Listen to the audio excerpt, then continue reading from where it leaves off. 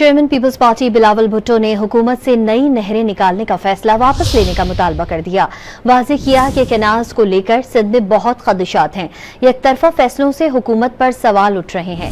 इस पर फैसला मुत्तफ़िका तौर पर होना चाहिए। पाकिस्तान पीपल्स पार्टी का नुक्ते नज़र ये है कि जहाँ तक पानी की तकसीम का मसला है, the council of common interest is the right forum.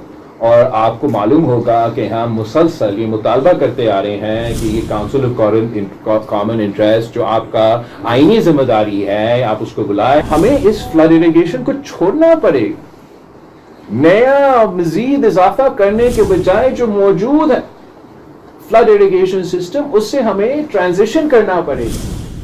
Peoples party का नुक्ते नज़र ये है कि जहाँ तक पानी की तकसीम का मसला है, the council of common interest is the right forum. और आपको मालूम होगा कि हम मुसलसल ये मुतालबा करते आ रहे हैं कि ये काउंसिल ऑफ कॉमन इंटरेस्ट जो आपका आईनी जिम्मेदारी है, आप उसको बुलाए। हमें इस फ्लड इरिगेशन को छोड़ना पड़ेगा। नया मजीद इजाफा करने के बजाय जो मौजूद है फ्लड इरिगेशन सिस्टम, उससे हमें ट्रांजिशन करना पड़ेगा।